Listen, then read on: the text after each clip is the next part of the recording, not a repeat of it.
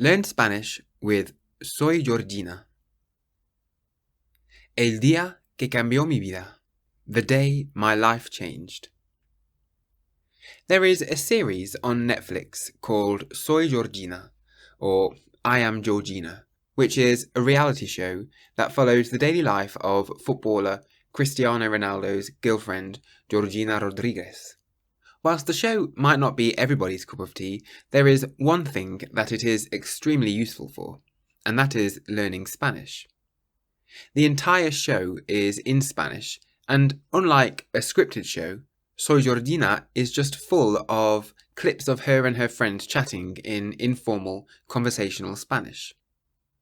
It's really great to sit and listen to because it's almost as though you're sitting in a little Spanish cafe and just listening to groups of people speaking in Spanish. Anyway, I thought I'd do a little video about episode 1, and I'll just point out some of the vocabulary and interesting language features that I think might be useful to you.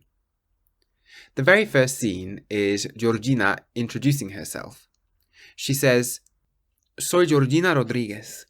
Tengo 27 años y hace 5 años mi vida cambió. Soy Georgina Rodríguez.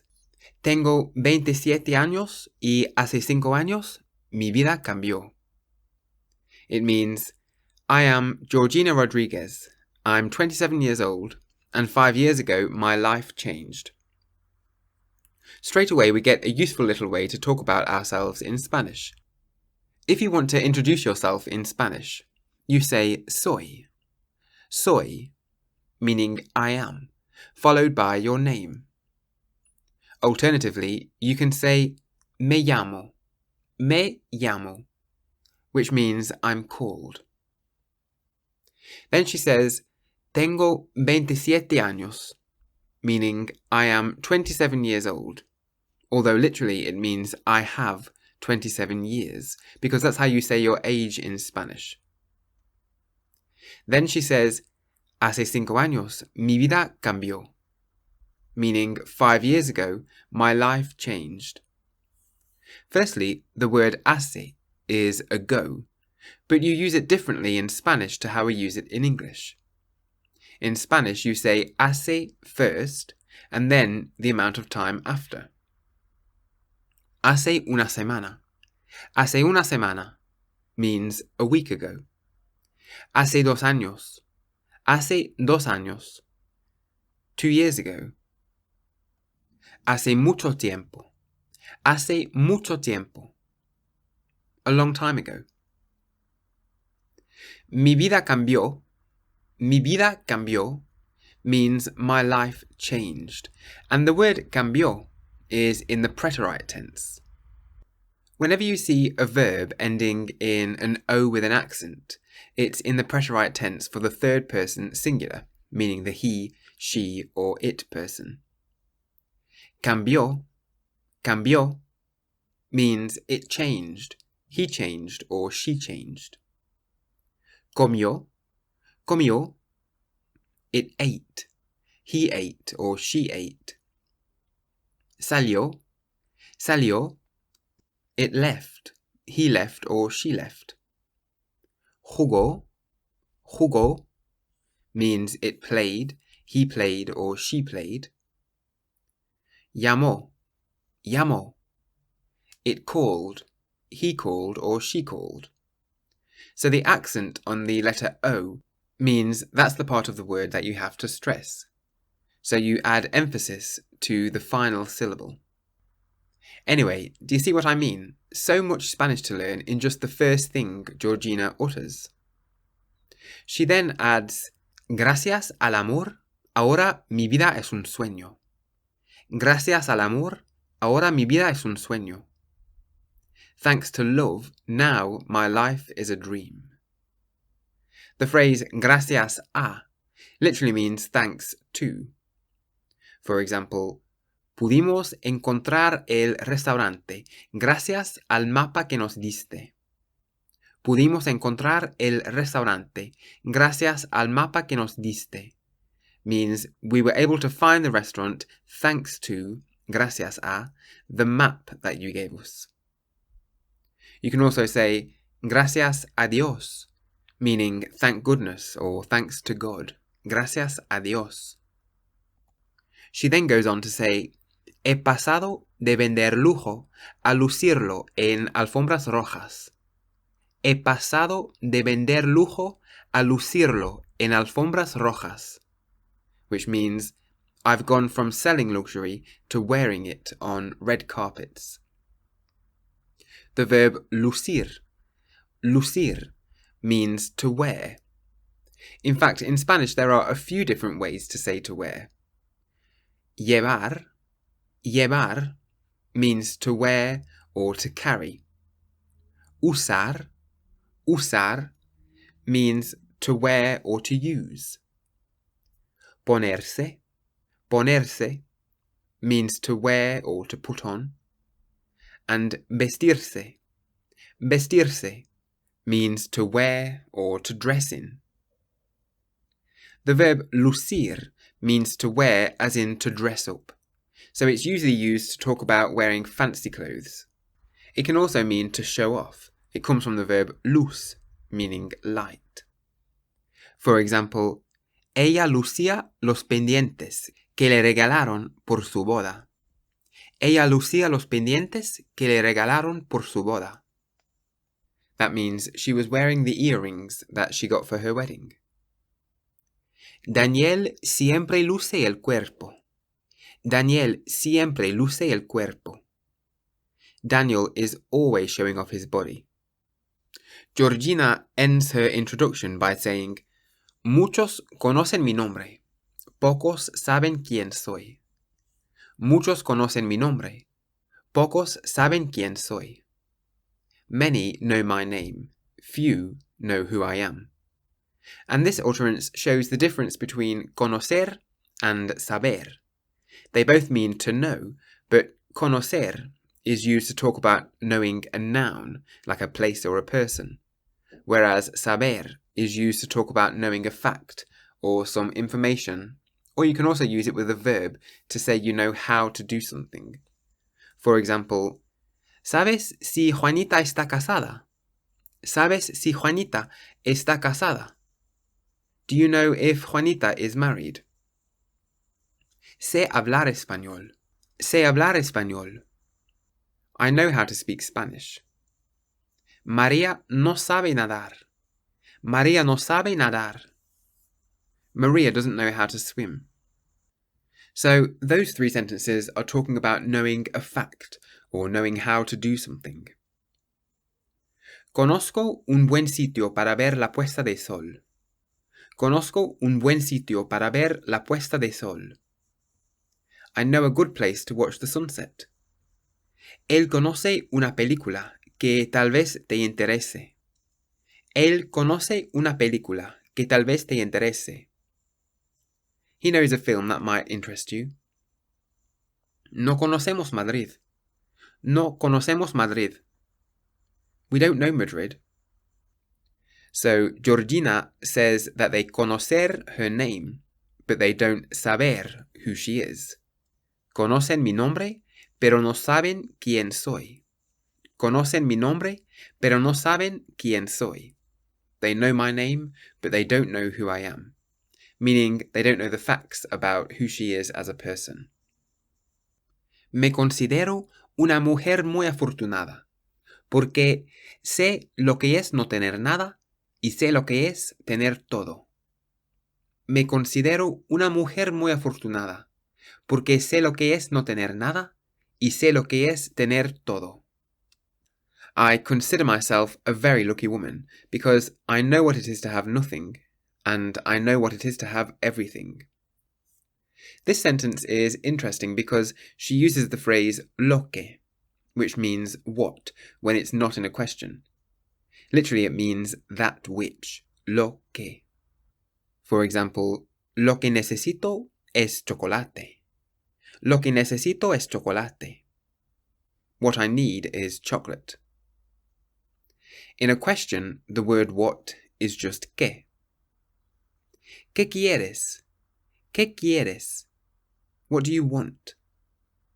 But in a non-question, you say lo que. No sé lo que quieres. No sé lo que quieres. I don't know what you want. He encontrado lo que Miguel buscaba. He encontrado lo que Miguel buscaba. I have found what Miguel was looking for. Diego tiene lo que necesitas. Diego tiene lo que necesitas. Diego has what you need.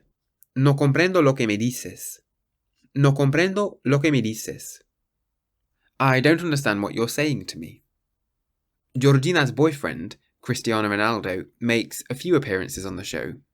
He speaks excellent Spanish, but he did make an error. However, it's always good listening to people make a few errors because, firstly, you see that it doesn't really matter as long as you're understood. And secondly, you can learn from other people's mistakes. Describing the moment he first saw Georgina, Cristiano says, Fue allí la primera vez que lo vi.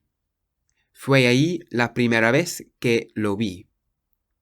This means that there was the first time that I saw him, because he says lo vi. Whereas I think he meant to say la primera vez que la vi, which would be the first time I saw her. The word lo can mean it or him, and it comes in front of conjugated verbs, or you can hook it on the end of infinitives. For example, lo he comprado. Lo he comprado. I've bought it. Quiero comprarlo. Quiero comprarlo. I would like to buy it. If you're referring to a feminine noun, you can say la for it, or la can also mean her. For example, la he visto. La he visto. I've seen her. Voy a verla. Voy a verla. I'm going to see her. Some other things you'll notice throughout the show are little exclamatory words that Georgina and her friends say, and if you use them, you'll instantly sound more Spanish. Oye. Oye means listen. The word oye literally means listen or hear, and it comes from the verb oír. But you'll hear Spanish people use it to mean hey, and you can use it to get somebody's attention or to make somebody listen. In fact, Beyoncé recorded a Spanish version of her song Listen, and she called it Oye. The first line of that song goes, Oye lo que tengo que decir. No puedo ya seguir viviendo así. Oye lo que tengo que decir. No puedo ya seguir viviendo así. And that means, listen to what I have to say. I can no longer go on living like this. The next word Georgina uses a lot is mira. Mira, meaning look. The word mira comes from the verb mirar, and you can use it to mean look if you're pointing something out to somebody. The first time I really heard this phrase was when I was on holiday in Fuengirola in Spain, and I was visiting a zoo. A little girl said to her dad, Mira el mono. Mira el mono, meaning look at the monkey. You can use mira as an alternative to oye, so you can use it to get somebody to listen to you. It's just a throwaway word, really, in that sense. Mira, voy a la tienda. Mira, voy a la tienda. Look, I'm going to the shop. Another use of the word mira is mira que, meaning look how. For example, mira que bonita eres. Mira que bonita eres, meaning look how pretty you are. Or I used to work in a school in Spain, and the teachers would say this to the children a lot. Mira que eres listo. Mira que eres listo. Look how clever you are. The word que here literally means that, not how. So you're literally saying, look that you are clever. Mira que eres listo. Or look that you are pretty. Mira que bonita eres. The word order in these two sentences you'll see are different. The first one you've got mira que bonita eres. And the second one is mira que eres listo. And that's because in Spanish, it doesn't matter which order you put the eres or the adjective in. You can put the eres first and then the adjective, or the eres can go after and then put the adjective in front of it. So you can say, mira que bonita eres, or mira que eres bonita, or mira que eres listo, or mira que listo eres. The next word you'll hear quite a bit is porfa. Porfa, which means please. So the word porfa is just a colloquial way of saying por favor, which means please. Porfa, pásame la sal. Porfa, pásame la sal. Please pass me the salt. Mañana, ¿puedes llevarme al aeropuerto, porfa? Mañana, ¿puedes llevarme al aeropuerto, porfa? Can you take me to the airport tomorrow, please? Bueno. Bueno means good. So the word bueno normally just means good, but you'll hear Spanish people use it all the time as another one of those throwaway words that they put at the start of an expression. Bueno, me voy. Bueno, me voy. Right, I'm off. In the little bits where Georgina is sitting in front of the camera and giving a sort of interview-style commentary, she speaks very slowly and very clearly, so it's good for learning to tune your ears into the language. But the best stuff comes when she is with her friends, and they're talking at maximum velocity all at once. It's really like you're immersing yourself into the language. There's a moment in the second episode where Georgina and her friends have just woken up and they're chatting about coffee. When they first see each other, they say things like, ¿Qué pasa? ¿Qué pasa? Which means, what's up? Or what's going on? It's basically just another way of saying, ¿Cómo estás? Georgina is making coffee for everybody and she says, Os voy a preparar un café como a mí me gusta, ¿vale? Como me lo tomo yo. A ti cortado, que sé que te gusta el cortadito. And she says it all in one breath, so it comes out extremely fast. If you watch bits like this over and over, you'll quickly get familiarized with the intonation and the rhythm with which the Spanish people talk. Eventually, you'll notice that it isn't that fast, it's just because there are so many small words that take up a lot of space. Os voy a preparar un café como a mí me gusta. I'm going to make you all a coffee just how I like it. Vale, okay. Como me lo tomo yo, how I have it. A ti cortado, que sé que te gusta el cortadito. For you, a cortado. I know you like cortados. I'll not go through the entire series picking out all the Spanish because there's so much, but I'll pick out just one more scene where Georgina is travelling to Budapest and she's talking with some friends. She's talking about Cristiano working hard and she says, Él sacrifica un poquito su vida. Él sacrifica un poquito su vida. He sacrifices his life a little. The word poquito is a diminutive of the word poco, meaning bit. The Spanish use the suffix ito a lot to make things seem smaller. For example, casa is house, casita is a small house.